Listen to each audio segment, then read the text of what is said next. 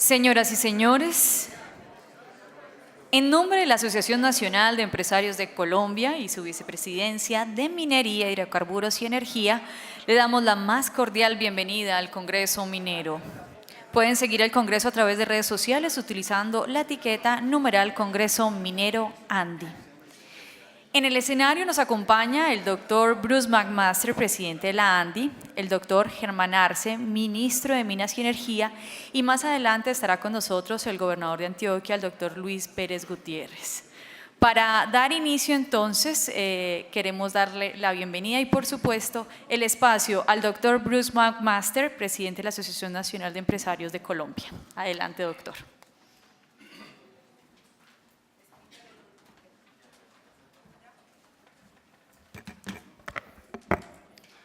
Bueno, bienvenidos todos. Muchas gracias por su presencia, gracias por acompañarnos el día de hoy. Ministro, otra vez bienvenido. Acabamos de terminar con el ministro en este mismo escenario hace una hora. En este mismo asiento hace una hora. El primer congreso de eficiencia energética, que para nosotros es muy importante porque además es de alguna forma quien nos está dando de alguna forma las pautas alrededor de cómo podemos nosotros desde el punto de vista empresarial y pues él en su papel, digamos, de ministro, de autoridad y de generador de política pública, cómo podemos nosotros verdaderamente generar las condiciones para que Colombia sea un país más eficiente desde el punto de vista energético y que además podamos generar negocios alrededor de ello, generar sostenibilidad, etcétera. Yo quiero hacerles una presentación relativamente corta y de hecho la presentación es muy larga, la que tenemos nosotros montada en este momento, y me voy a saltar varios slides relativamente corta para concentrarnos un poco, digamos, hablando solamente del tema minero. Como todos, tengo en este momento las limitaciones de los vuelos, limitaciones que hemos venido teniendo casi todos durante las últimas 2 semanas. Esperamos que se solucione relativamente pronto este tema, lo cual a mí me va a hacer correr un poco, entonces es una de las razones por las cuales además voy a tratar de ser lo suficientemente concreto en ello. Primero, y voy a generar primero una conversación alrededor del entorno económico. No hay la menor duda de que la economía mundial vive en este momento un ambiente de incertidumbre. Si uno le pregunta a los mercados en este instante, no a los mercados obligatoriamente, no a los mercados financieros, no a los mercados de deuda, sino a los mercados en términos de inversión, nos hemos encontrado con un mundo, digamos, que ha estado altamente cargado por incertidumbre financiera. Dentro de esa incertidumbre, los crecimientos esperados para las distintas economías evidentemente son en este momento significativamente menores a los anteriores. Un dato como el de Colombia, por ejemplo, que aparece aquí del 2%, pues evidentemente se aleja muchísimo de ese imaginario que teníamos nosotros del crecimiento potencial de la economía de cerca del 4.5%. Y para serles franco, yo probablemente, nosotros desde la ANDI estamos creyendo que puede ser incluso un poco menos del 2%. Ojalá sea el 2%, pero si no es el 2%, va a ser, en la opinión de las proyecciones que nosotros hemos hecho, algo más parecido, digamos, al 1.6 o 1.8%. Pero fíjense ustedes lo que pasa con otros países que históricamente habían tenido unos registros tan altos y que nos interesaban tanto, como Chile y Perú, en donde Chile tiene un crecimiento de 1.6% y Perú tiene un crecimiento del 2.7%. Por el contrario, digamos, Estados Unidos y Unión Europea están alrededor de su 2%, que para ellos es una cifra que no es del todo mala. Para economías más o menos maduras, esta cifra del 2% es una cifra mala. Sin embargo, nosotros, y digamos, yo personalmente he venido como generando un poco la idea y invitando a la gente de que piense un poco más en nuestro país, no solamente con las cifras de enero, julio del año 2017, sino que piense en nuestro país, pues digamos, en el contexto en el cual se encuentran invirtiendo en nuestro país. Todas las compañías que han invertido en nuestro país piensan en el largo plazo.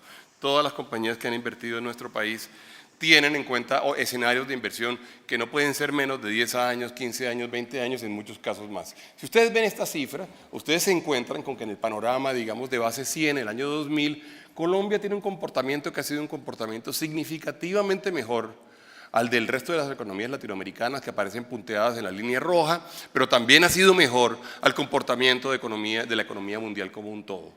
Es decir, cuando uno le pregunta a un inversionista internacional o a un inversionista colombiano, ¿usted por qué se encuentra presente en una economía como la nuestra? Evidentemente tiene que hacer referencia a esta dinámica que ustedes están viendo allí.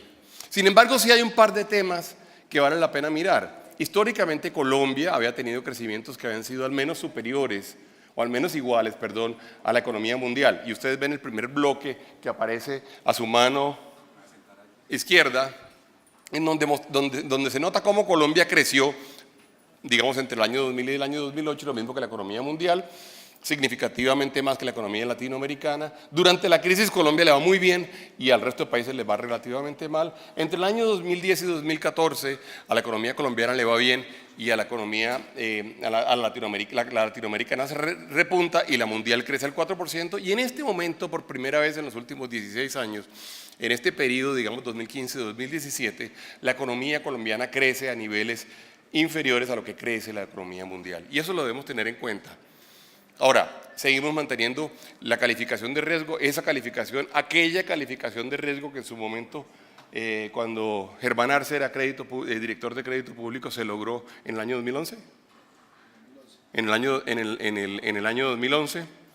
La seguimos manteniendo y esto es importante. Esto no es solamente el prurito o la preocupación del director de crédito público o el ministro de Hacienda, no. Si tenemos esta calificación de riesgo, nuestras compañías van a ser capaces de lograr tener financiación abundante y ojalá de financiación en buenos créditos. El Estado también, y entonces probablemente vamos a tener que pagar menos impuestos o vamos a poder hacer más inversiones. Este es un dato que a uno le importa. Algo en lo cual yo he venido, digamos, haciendo énfasis durante los últimos años es que Colombia no es la misma Colombia de hace 5 años, Colombia no es la misma Colombia de hace 10 años, pero tampoco la misma Colombia de hace 15 años. En ese orden de ideas, nuevamente es un llamado a que nos veamos en el contexto, que nos veamos en el mediano plazo, de cómo ha sido nuestra dinámica, y hay 2 o 3 indicadores que a mí me gusta traer a colación. El primero, en el año 2000, el Producto Interno Bruto de nuestro país era cerca de 100.000 millones de dólares.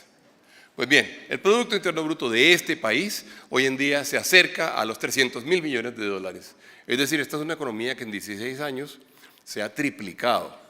Eso es muy importante como dato, eso es muy importante como realidad. Por supuesto, cuando esto se hace y se vuelve un dato per cápita, pues nos implica que el promedio de los colombianos pasaron de ganar $2.400 o $2.480 a ganar cerca de $6.000 por año.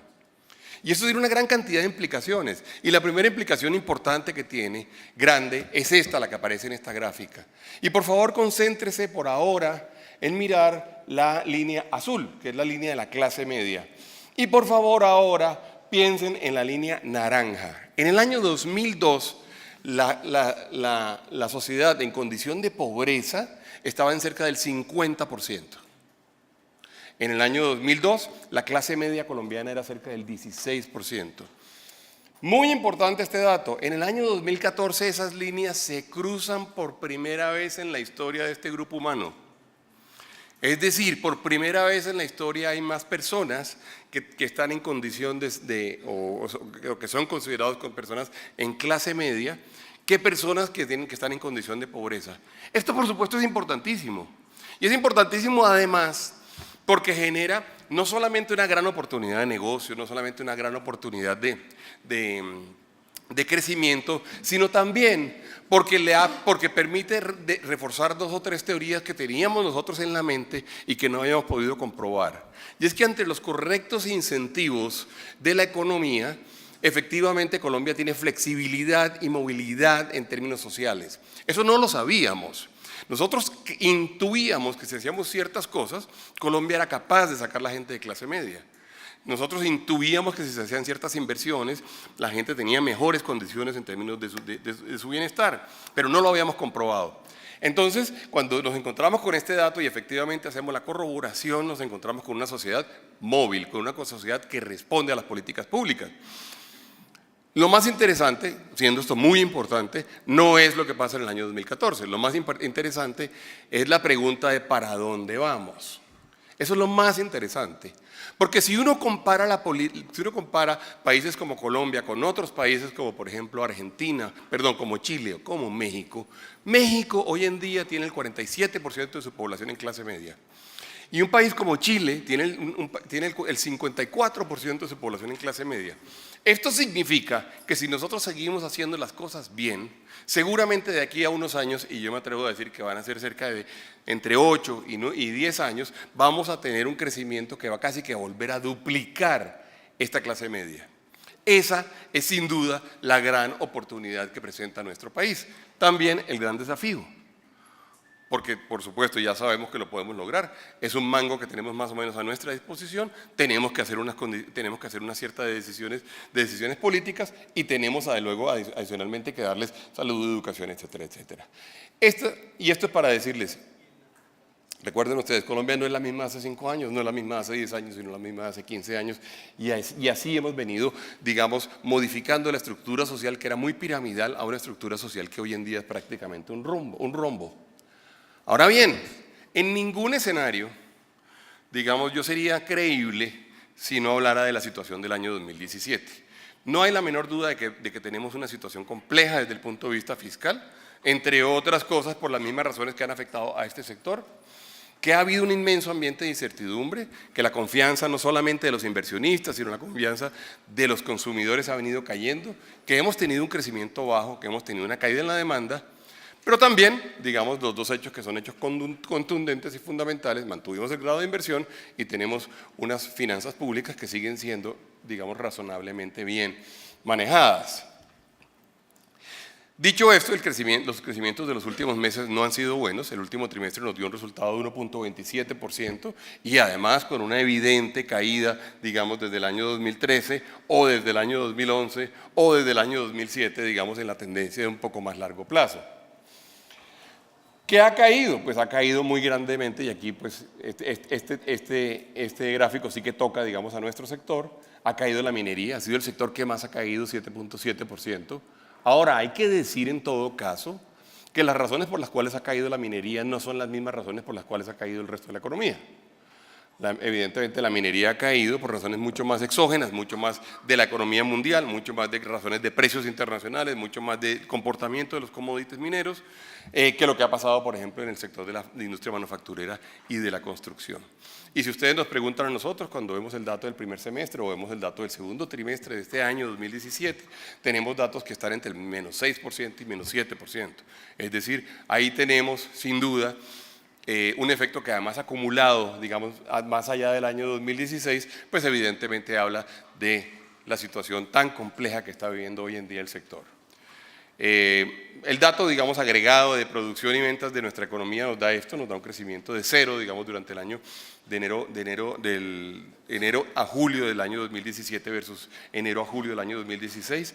Hay una discusión pequeña que parecería semántica, pero no lo es, que yo tengo con el DANE, porque el dato de crecimiento de la industria de julio, recuerden ustedes, terminó dando el 6.2%, pero recuerden también que eso es comparado con julio del año pasado, en el cual la industria decreció el 6.2% y fue debido al paro minero. Entonces, la verdad es que lo que tenemos es un dato que da, al paro de transporte, perdón. Lo que tenemos en este momento es justamente, única y exclusivamente, el mismo dato del año 2015 para julio.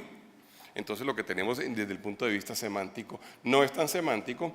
Y por ejemplo, es un dato que a nosotros nos preocupa. Y nos preocupa porque tiene que ver con elementos objetivos y también con elementos subjetivos.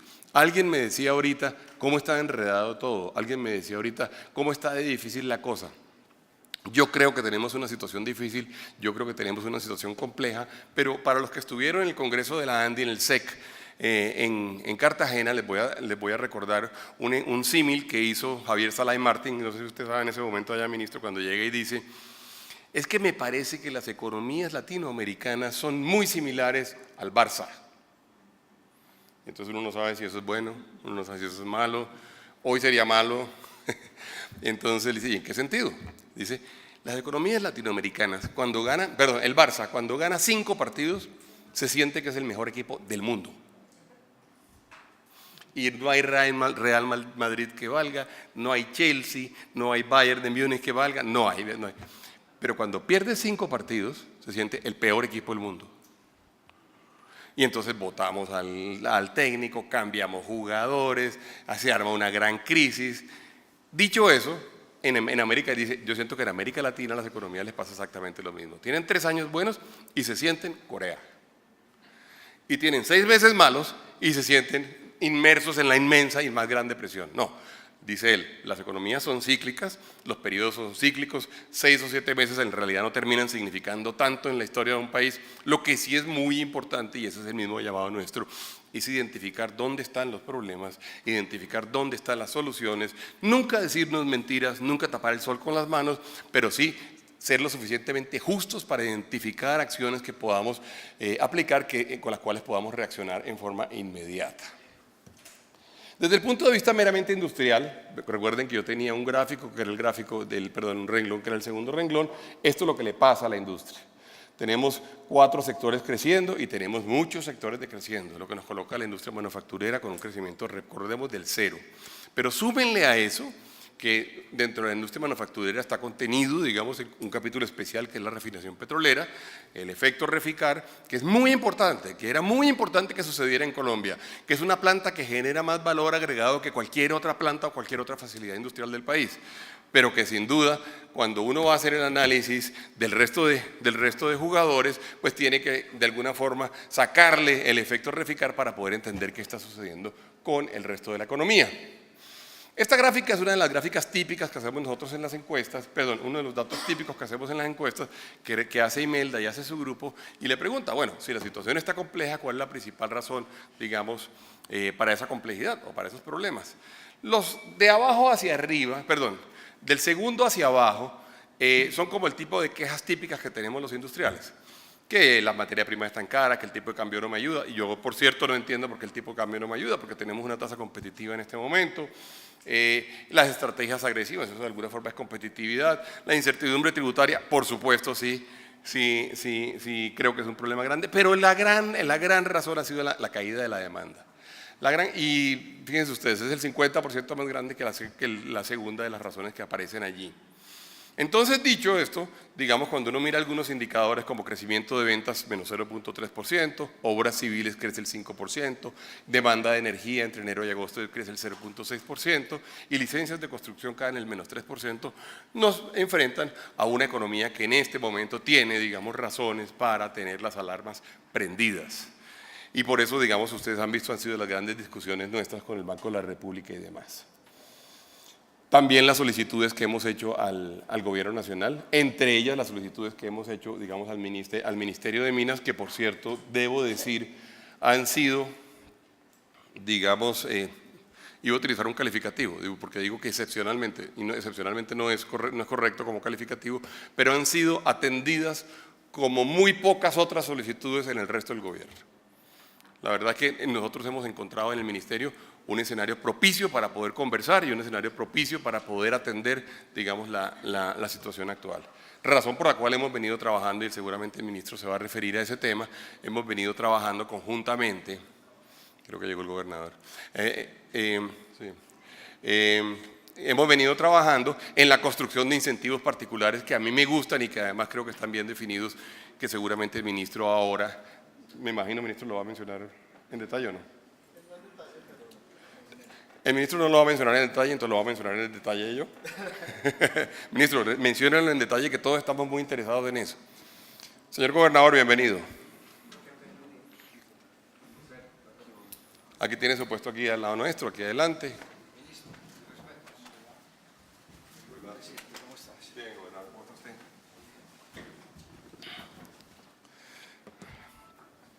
De manera que para nosotros es sin duda, digamos, una muy buena señal que hayamos tenido en el Ministerio esta reacción. Porque además les debo decir una cosa y ustedes deben ser conscientes de ello, seguramente algunos los conocen o conocen este tipo de detalles, otros no. Esta no es una definición que hace solamente el Ministerio de Minas solo, es en realidad una decisión que toma él, digamos, de pedalearlo al interior del gobierno y luego dentro del gobierno él tiene que hacer una gran cantidad de gestiones y de argumentaciones para que le sea aceptado, especialmente, me imagino, en el Ministerio de Hacienda. Entonces, digamos que en ese orden de ideas para nosotros es muy importante la receptividad que hemos tenido en el trabajo conjunto que se ha realizado, digamos, de los gremios, de ACM en particular, con Santiago Ángel, de la ANDI y por supuesto con el señor ministro y todo su equipo. Perdón un segundito, me pasé esto. Este es el dato de crecimiento de la minería. Ustedes se dan cuenta, lo que tenemos es un dato, digamos, en donde en el año 2017, durante el primer semestre, tenemos pues un decrecimiento importante, menos 5.1%. No estamos incluyendo aquí petróleo. Luego también hablar de minería termina siendo a veces una simplificación demasiado grande porque no se comportan igual los distintos productos, pero este dato, digamos, desde el punto de vista agregado, en las cifras del DANE, nos da un decrecimiento del 5%.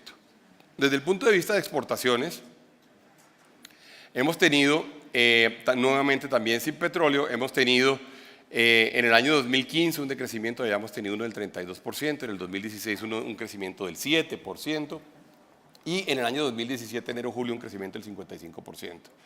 Es muy importante, digamos, este dato abajo, el de la inversión extranjera directa en la minería por muchísimas razones.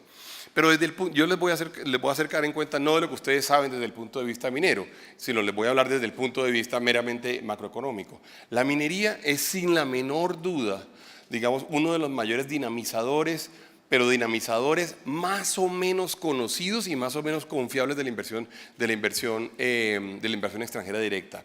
Pero no solamente eso, de la inversión extranjera directa que nos importa. Porque para serles francos, la inversión extranjera, por ejemplo, en instrumentos de capital, no es tan importante para la mayoría de las actividades empresariales, sí lo es para la balanza cambiaria, sí lo es para la cuenta corriente, sí lo es para el Estado y para quien toma financiación en el exterior. Pero en general no es de la que afecta directamente el crecimiento de la economía. Esta inversión sí lo es, pero además es muy confiable. En la medida en que las condiciones sean más o menos conocidas, uno sabe cuánto va a ser el CAPEX operativo, que es además uno de esos colchones más o menos conocidos que tenemos desde el punto de vista macro, de manera que para nosotros es muy importante.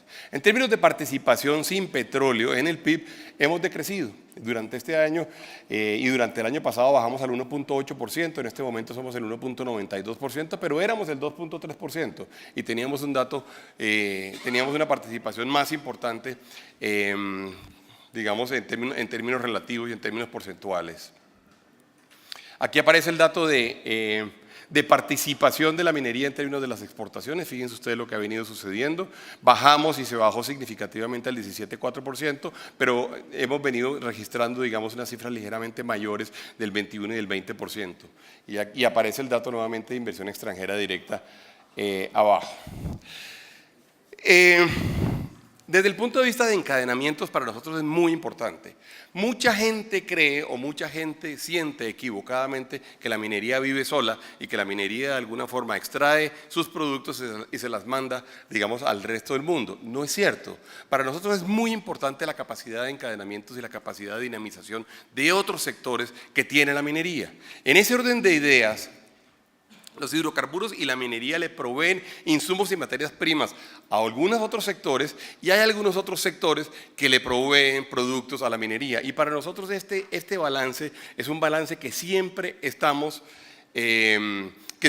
midiendo porque para nosotros el tema de la capacidad de encadenamiento es definitivamente grande. El anterior gráfico se refería, vean ustedes, a lo que minería y hidrocarburo le provee de insumos y materias primas a los otros sectores, manufactura, minería misma, construcción, electricidad y gas. El siguiente es un gráfico al revés. Son los sectores que le proveen insumos a la industria de hidrocarburos y la minería. Como telecomunicaciones y transporte es el 44%, minería misma el 23%, servicio a las empresas, construcción, comercio, hoteles y reparación. Es decir, esa matriz insumo-producto que se produce, digamos, en el análisis de ver cómo los sectores trabajan es muy importante. Entonces, el día que uno ve las cifras macro y entonces uno dice por qué cae la demanda y el efecto de la caída en la demanda afecta en algo la minería o no, dado que lo que se produce son productos exportables, lo cierto es que sería un error imaginarse que eso está completamente aislado del resto de la economía. Fíjense ustedes las cifras de las cuales estamos hablando, $8.000 millones, 2.600 millones de dólares, perdón, voy a ir un poquito atrás, en los dos anteriores, 8.500 y 3.900 millones de dólares. Es decir, estamos hablando de cifras realmente importantes. Bueno, esto es como demasiado macro para tocarlo ahorita, pero quería concentrarme y hablar de tasa de interés, pero no creo. quería concentrarme en los retos que tenemos en este instante. Nosotros estamos completamente convencidos de que Colombia es un país lleno de oportunidades, pero estamos completamente convencidos o totalmente convencidos de que esas oportunidades no son simplemente regalos del cielo. No, las oportunidades son exactamente eso, son hechos propicios que nos permiten imaginarnos situaciones beneficiosas. Hechos propicios que tenemos que trabajar, hechos propicios que tenemos que de alguna forma potenciar y hechos propicios que tenemos que convertir en realidades. La minería es uno de esos casos, la agroindustria es otro. La agroindustria, todo el mundo habla del potencial, por ejemplo, de la agroindustria de un país como Colombia, nosotros hablamos de ello, pero sabemos, para que haya agroindustria en un país como Colombia, tienen que pasar una serie de cosas. En el caso de la minería pasa exactamente lo mismo. Tenemos unas oportunidades y un potencial gigantesco. Tenemos que buscar la forma de concretarlo y de materializarlo. Y eso pasa por muchos hechos. Pasa, por supuesto, por la conversación con las comunidades. No hay la menor duda, esto lo hemos conversado varias veces con el ministro, bueno, varias veces no, muchísimas o infinidad de veces con el ministro. No hay la menor duda de que se nos ha venido convirtiendo en un dolor de cabeza el tema de la conversación con las comunidades y la politización de esa conversación. El hecho de lo que ha venido sucediendo con las consultas populares en realidad son motivos de una inmensa incertidumbre desde el punto de vista jurídico. Hemos hablado varias veces de la necesidad de que verdaderamente haya una reglamentación fuerte alrededor del tema de las consultas populares. Se lo digo, gobernador, las consultas populares son como hechos democráticos, pues, digamos, legítimos. O sea, uno en realidad puede preguntarle al pueblo, pero es muy importante que nuestra institucionalidad decida para qué son las consultas populares. Yo, por ejemplo, pregunto, y es una pregunta que la hago básicamente para tratar de ilustrar la complejidad del tema, si una compañía o un proyecto en particular, por ejemplo, no obtuviera un permiso ambiental, ¿será que yo puedo hacer una consulta popular para tratar de que la compañía sí opere? Pues uno pensaría que no. No, ahorita no te voy a dar la palabra, no, ahorita no te voy a dar la palabra. No, bueno, no, definitivamente no. Y es muy importante que entendamos entonces que no se puede, que las consultas populares no son para eso, pero tampoco son para otra cantidad de cosas. Y es muy importante también que nosotros nos pongamos de acuerdo en el ordenamiento institucional de este país, que sepamos a quién hay que pedirle permiso de qué y quién está autorizado para dar los permisos. Eso lo tenemos que saber. No puede ser que mañana hagamos una consulta popular en Medellín para saber si sí queremos hacer congresos o no queremos hacer congresos cuando Medellín cuenta con Plaza Mayor. Sería un absoluto contrasentido. Sentimos también, y esto es muy grave desde el punto de vista de nosotros, que esta discusión es una discusión que no se está dando con elementos técnicos, que no se está haciendo con todos los argumentos y que adicionalmente está altamente politizado. Por supuesto, no es fácil, digamos, lidiar con la política, y la política es de los políticos. Pero si en algún momento dado la sociedad colombiana decidió que había ciertas autoridades que podían hacer unas ciertas cosas y podían dar unas ciertas licencias, para nosotros desde el punto de vista empresarial es absolutamente necesario saber que esa es una institucionalidad con la cual contamos, que esa es una decisión que ya tenemos, que es una decisión que nos permite hacer inversiones. Si no, estábamos jugando con candela, porque realmente vamos a poder llegar a un escenario donde la gente dice: yo allá no voy porque es que a mí no me dijeron que yo tenía que hacer consultas populares para saber si el turismo sí era algo que se podía hacer en Cartagena o no. A mí, por ejemplo, me dan ganas de hacer una consulta popular en Cartagena para ver si queremos tantos turistas o no queremos tantos turistas. Ustedes saben, países como, bueno, regiones como Cataluña,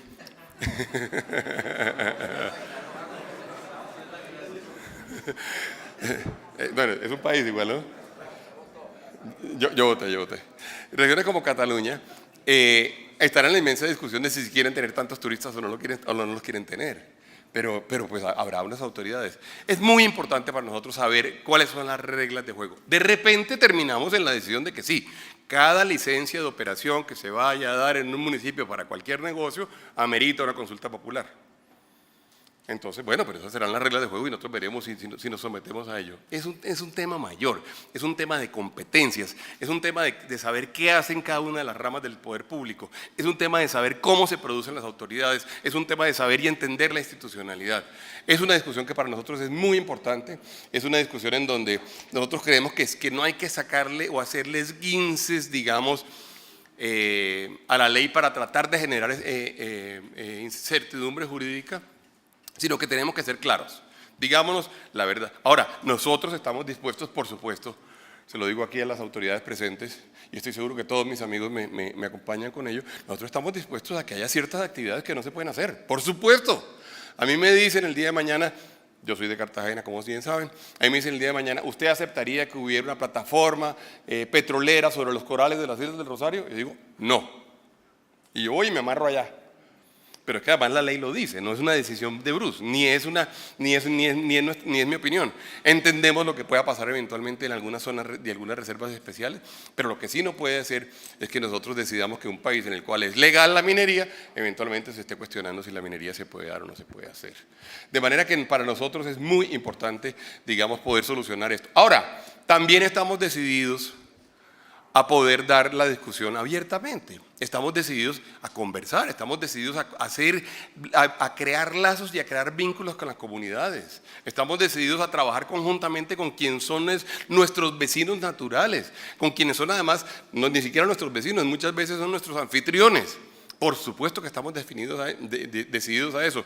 De hecho, en la ANDI hemos venido creando, y lo acabamos de crear hace unos meses, el Centro Nacional del Agua, donde uno de los principales objetivos es que podamos dar discusiones alrededor del agua serias, donde entendamos verdaderamente si hay un recurso que eventualmente puede verse afectado o no, pero también el de incentivarnos nosotros el cuidado de ese recurso, que lo consideramos absolutamente vital. De manera que es una conversación que nosotros creemos que hay que darla, pero es muy importante aclararlo y aclararlo lo antes posible, porque si no, toda esa locomotora que estamos tratando de mantener y de hacer crecer, pues se va a ver sin duda afectada. Luego está el otro inmenso reto, que es el reto de convivir también con el agro y con la agroindustria.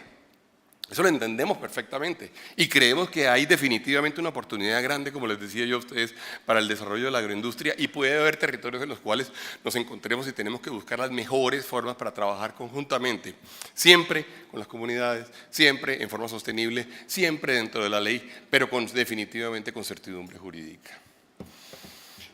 Como les decía yo a ustedes, ahora nosotros sí creemos que es una oportunidad grande. Colombia ha sido bendecida desde el punto de vista minero sin la menor duda.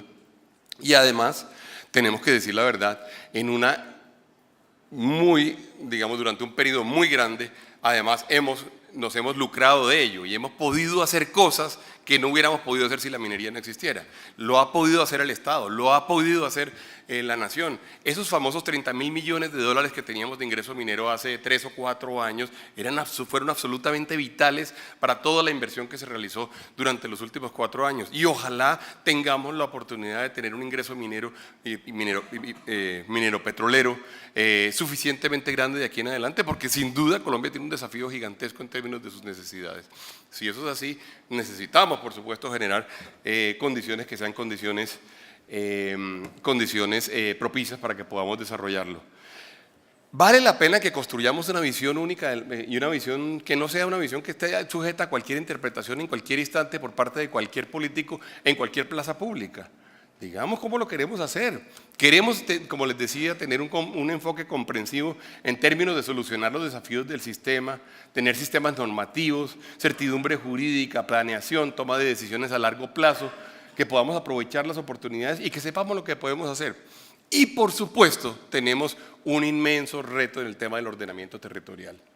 Incluso, lo debo decir, incluso a la luz de la implementación de los acuerdos de paz. En varios proyectos de ley hemos visto intenciones que no sabemos de dónde provienen, pero que terminan siendo por lo menos enredadas alrededor de quién realmente puede hacer definición en términos del ordenamiento del territorio. En varios proyectos de ley nos hemos encontrado, nos dicen que algunos son de implementación del acuerdo de paz, nos dicen que otros no lo son, pero nos hemos encontrado con intenciones que nos preocupan. Por ejemplo, el tema, por supuesto, de la famosa, del famoso, yo digo, inmenso riesgo de que las autoridades indígenas se volvieran autoridades ambientales. Eso fue preocupantísimo para nosotros. Eso era un cambio fundamental en la estructura del ordenamiento jurídico de Colombia, de las instituciones colombianas. Por supuesto, a las comunidades indígenas hay que atenderlas y hay que atenderlas de acuerdo con lo que dice la Constitución del año 1991. Tenemos que atender además su condición de minorías. Seguramente tenemos también una deuda que pagar, que por cierto, paréntesis, nos ha tocado a nosotros pagar una deuda que realmente era de los europeos, porque los europeos fueron los que se llevaron todos, los europeos fueron los que invadieron, nos quedamos nosotros aquí y resulta que nosotros estamos pagando esa deuda. Lo cierto yo creo es que Colombia requiere en este momento de una discusión profunda alrededor de cómo podemos nosotros hacer una definición clara del sistema de ordenamiento territorial. De alguna forma este punto cuarto tiene que ver con lo que mencionaba yo ahorita de información. Tenemos que construir políticas basadas en evidencia. Las políticas públicas tienen que basarse, por supuesto, en elementos objetivos. Tenemos que saber de dónde sale la información y por qué sale la información. Y el trabajo que mencionábamos ahorita de trabajo con las comunidades y las regiones.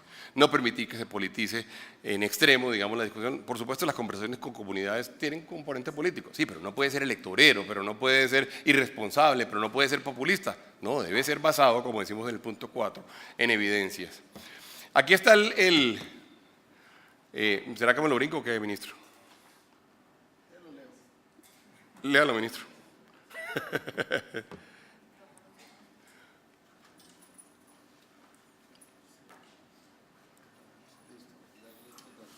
¿Estamos de acuerdo? Pero ya te cuento porque ha avanzado un poquito más. O sea, ha evolucionado un poco. Bueno, listo, perfecto. Entonces vamos a dejar esto aquí. El ministro lo va a mencionar ahora en un segundo. Bueno, y tenemos pues nuestra feria, a la cual por supuesto nosotros le damos la bienvenida a todos ustedes, al grupo de mineros y por supuesto a las autoridades. Muchas gracias. La discusión es una discusión que creemos nosotros tiene que ser profunda, tiene que ser serena, tiene que ser justa, tiene que ser objetiva. Démosla así, nosotros estamos dispuestos a darlo así, queremos además hacerlo con las comunidades, queremos hacerlo además con las fuerzas vivas de todas las regiones. Les agradezco mucho a todos ustedes estar aquí el día de hoy y les agradezco a ustedes dos, gobernador y ministro, por acompañarnos. Muchísimas gracias.